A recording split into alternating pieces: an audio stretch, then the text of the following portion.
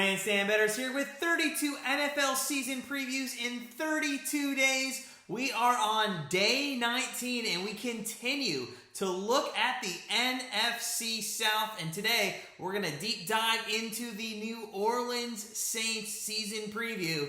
As always, guys, make sure you go and hit that subscribe button so you don't miss any of our team previews for all of the 2021 NFL season, as well as our season-long free NFL picks we have here at Grandstand Bettors. While you're at it, go ahead and smash that like button for the 2021 NFL season just being about 3 or 4 weeks away. We cannot wait. It is a good time of the year. Now, before we get into the Saints season preview, just a reminder to head on over to grandstandbettors.com where we're giving away $1,000 this NFL season in our NFL betting contest. The link is below in the description, so head on over to grandstandbettors.com, get signed up for that free contest, and while you're over there, become part of our family and start living that grandstand life. But without further ado, let's dive into the New Orleans Saints season preview.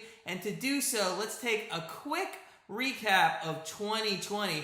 And the Saints finished with a 12-4 record and secured the second seed in the playoffs.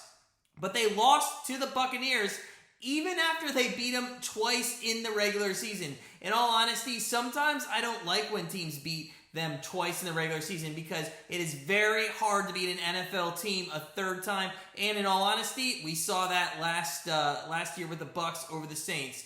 Now, this was a crushing defeat for the organization as they were a serious Super Bowl contender with the level that their defense was playing at and how good their offense was behind Drew Brees, Alvin Kamara, and Michael Thomas. Now, what is even more devastating, though all of you NFL fans already know this, is that was Drew Brees' last game in the NFL. He has retired. We'll certainly see him in the Hall of Fame when he becomes eligible in 5 years, but what a massive loss for the Saints on their offense. Their defense was great. As we mentioned, ranked top 5 in almost every stat that you can think of last season. They also had a very good offensive weapons with the team other than Drew Brees, so they should still be able to maintain a winning franchise without Drew Brees, but they'll probably most likely lose a game or two that they may have won with Drew Brees in there now that they have some different pieces around that offense. If we're getting into their season preview, we're going to first look at their off-season moves in free agency. The Saints re-signed Jameis Winston, who will most likely, in our opinion, be the Week 1 starter. Put in the comments below if you think Taysom Hill is going to be the starter. I know there's going to be a battle in this preseason between the two, and Taysom Hill did get the starts last season, but we think, in all honesty, Jameis Winston is not horrible. He knows how to move the offense down the field and get the ball in the end zone as he has the ability to run better than Drew Brees, but not as good as Hill. With a safety valve and Alvin Kamara in the backfield, which he didn't have in Tampa Bay when he played there, he should be able to settle down in the pocket, find his receivers downfield, as he did with Evans and Goodwin in Tampa. He proved over and over again he could do that. Now, another big move we want to highlight is losing defensive edge Trey Hendrickson to Cincinnati. He was a key part of the defense behind Cameron Jordan, and we think that this loss will definitely hurt the right side of their defensive line. Their other losses we want to point out was cornerback Janoris Jenkins to the Titans, wide receiver Emmanuel Sanders to the Bills, and tight end Jared Cook to the Chargers.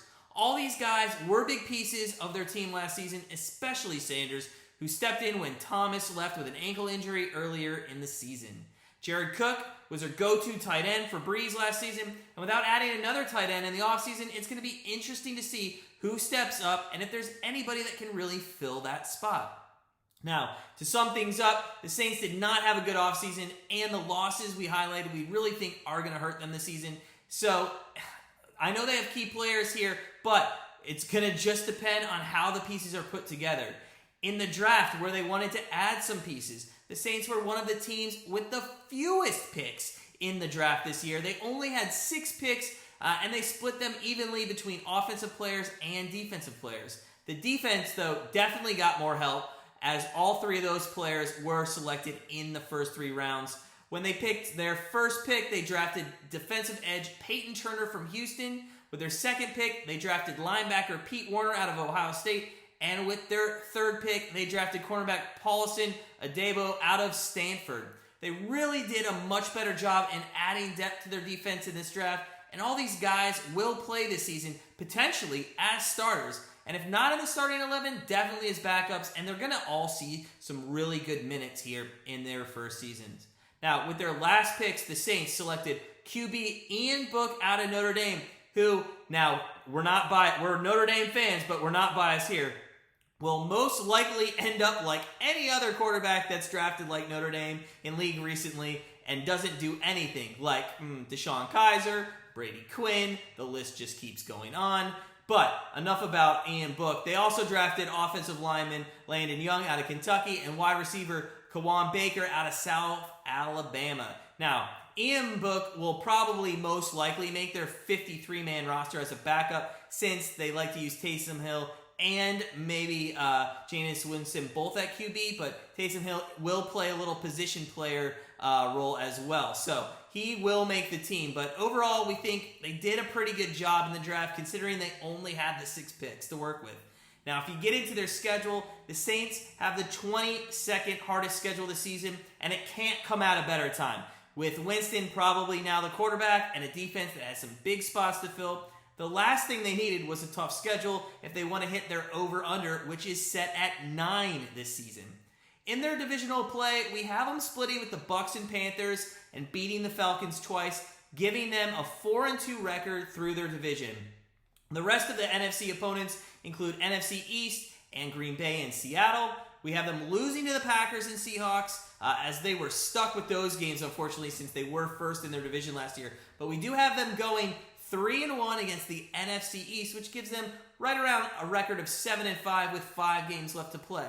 That means to hit the over, all they have to do is win 3 of their last 5 games on the schedule that we haven't focused on, which are the Dolphins, the Bills, the Patriots, the Jets, and the Titans. We have them losing to the Bills and probably the game in Tennessee, but winning the rest overall. The Saints have a very good coach here, very good offensive weapons, especially in Kamara, who really last year was unreal, and he's going to help his team even more this year, especially maybe to take some pressure off Jameis Winston or Taysom Hill there. Now, as we mentioned, we can see him losing a game that's very close because Winston is in there, and it's probably a game that Brees might have been able to close out, but in all honesty, we don't see them digressing that quickly to 8 wins this season. So we're going to take the over here.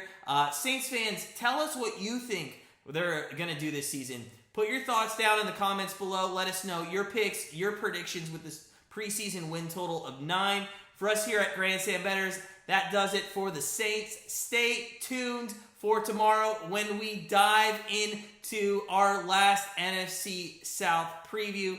But, hey, as always, sit back, relax, enjoy the preseason that's going on, and we'll see you tomorrow.